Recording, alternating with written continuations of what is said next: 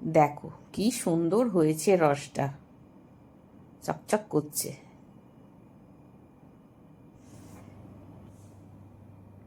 এবার বোঁদে ভাজার জন্য বেসনটা রেডি করতে হবে।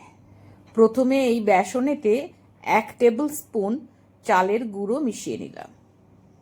এবার একটা ছাঁকনি নিয়ে নিয়েছি। এই ছাঁকনি করে আমি এখন বেসনটা চেলে নেব, কারণ বেসনের মধ্যে তো অনেক সময় গোটা গোটা থাকে। এই গোটাগুলো থাকলে মাখতে গেলে, বেসনটা গুলতে গেলে খুব অসুবিধে হয়, তাই এইভাবে ছেঁকে নিলাম। নিয়ে এবার এটাকে জল দিয়ে গুলে ফেলতে হবে। অল্প অল্প করে জল দিতে হবে, খুব পাতলা যেন না হয়, আবার খুব মোটাও যেন না হয়। ঠিক এরকম হবে, তুললে যাতে ঝরঝর করে ঝরে পড়ে, ঠিক এরকম জিনিসটা তৈরি হবে। এরকম ভাবে গুলতে হবে। এবার এই গোলাটাকে 10 মিনিটের জন্য ঢাকা দিয়ে রেখে দেব। এবার কড়া বসাই। এবার এর মধ্যে 2 টেবিল স্পুন কাজু আর 2 টেবিল স্পুন চার মগজ একটু ভেজে নিয়েছি। দেখো ততক্ষণে গোলাটাও রেডি হয়ে গেছে। এবার এর মধ্যে 1 চামচ তেল দিতে হবে। তেল দিলে একটু মচমচে হয় বোঁদেগুলো। দেখো এই রকম হবে, গোলাটা ঠিক এরকম হবে। এবার এটাকে দুটো গ্লাসের মধ্যে আমি ভাগ করে নিয়েছি।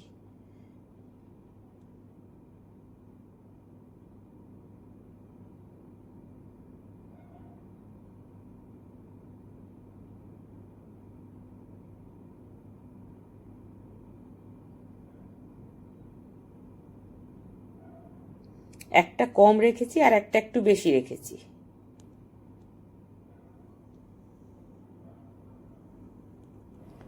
এবার যে গ্লাসে আমি কম বেসন রেখেছি ওই গ্লাসে একটু লাল রঙের ফুড কালার মিশিয়ে নিলাম।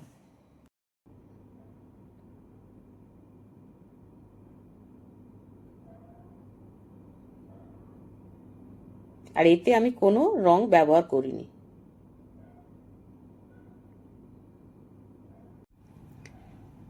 এবার কড়াইতে বেশ খানিকটা তেল নিয়ে নিয়েছি।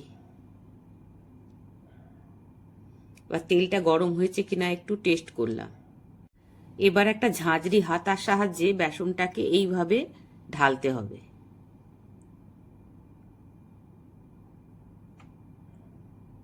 সঙ্গে সঙ্গে নাড়ানো যাবে না, একটুখানি রেখে দিয়ে তারপর নাড়াতে হবে, নাহলে সব জড়িয়ে যাবে।